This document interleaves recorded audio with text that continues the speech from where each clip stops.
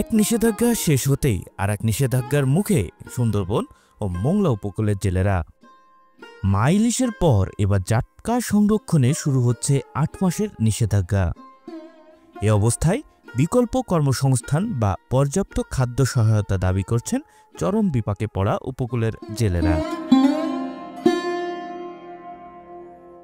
প্রজনন মৌসুমে মা ইলিশ রক্ষায় গেল ৪ অক্টোবর থেকে ২৫ অক্টোবর পর্যন্ত দেশের সব অভয়ারণ্য ও সাগরে ছিল ২২ দিনের নিষেধাজ্ঞা। ২৫ অক্টোবর মধ্যরাত থেকে আবারও জাল ফেলতে পারছেন জেলেরা, কিন্তু এক নিষেধাজ্ঞা শেষ হতেই মাত্র ৫ দিন পর ১ নভেম্বর থেকে শুরু হচ্ছে ৮ মাসের জাটকা ধরাই নিষেধাজ্ঞা, যা চলবে আগামী ৩০ জুন পর্যন্ত।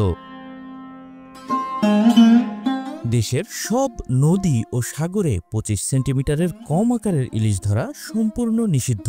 এই নিয়ম ভাঙলে আইন অনুযায়ী ব্যবস্থা নেওয়া হবে। মোংলা ও সুন্দরবন উপকূলের জেলেরা বলছেন, অক্টোবরের নিষেধাজ্ঞায় তারা সঠিকভাবে সাহায্য পাননি, তাই এবার ৮ মাসের জন্য পর্যাপ্ত খাদ্য সহায়তা দাবি করছেন তারা।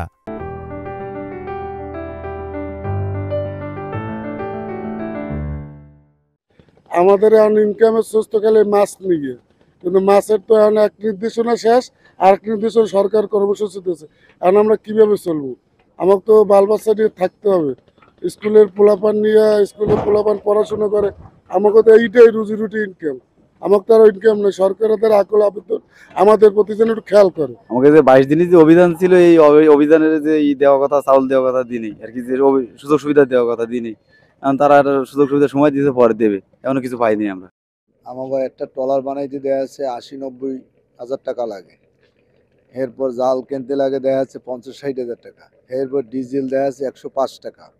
এরপর আমাকে যে আনুষ্ঠানিক এমনি খরচ আছে, এরপর যদি বারবার এই নিষেধাজ্ঞা দেয়, তা আমাকে তো একটা পুরো ফ্যামিলি আছে, যে বাচ্চা কাচ্চা আছে, মা বাবা আছে, এই নিয়েই তো আমরা এই জীবিকা। এখন আমরা কি করে চলবো আর কি করে খাবো?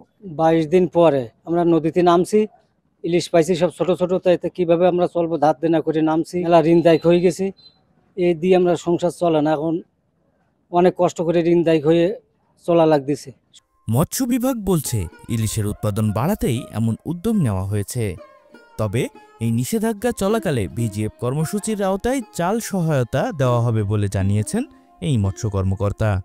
এই জাটকাকে সংরক্ষণের জন্য, জাটকা যাতে পরবর্তীতে বড় মাছে রূপান্তরিত হয়, বড় ইলিশে রূপান্তরিত হয়, এই রূপান্তরের জন্য আসলে তাকে একটু সময় দিতে হয়। এই সময়ের পরিপ্রেক্ষিতে প্রতি বছরের ন্যায় এবছরের আমাদের বাংলাদেশ সরকার ৮ মাসের জন্য এটা নিষেধাজ্ঞা ঘোষণা করছে। এই নিষেধাজ্ঞাকালীন সময় আমাদের বাংলাদেশের যত জলাশয় আছে, অর্থাৎ নদীতে, সাগরে সমস্ত প্রকার জাটকা আহরণ, বিক্রয়, মজুত, পরিবহন, বাজারজাতকরণ কঠোরভাবে নিষিদ্ধ। যে ৮ মাস যে নিষিদ্ধ থাকবে, এই সময় জেলেরা তাদের যে সহযোগিতা হিসেবে আমরা ভিজিএফ চাল বিতরণ করে থাকি। জাটকা আহরণ থেকে যারা বিরত থাকে তাদের জন্য আমরা চাউলের ব্যবস্থা করে থাকি।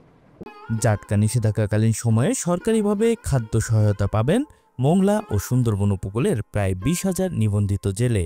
তবে জেলেদের দাবি, শুধু চাল নয়, বিকল্প কর্মসংস্থানের ব্যবস্থাও করা হোক। Desk report, channel 24।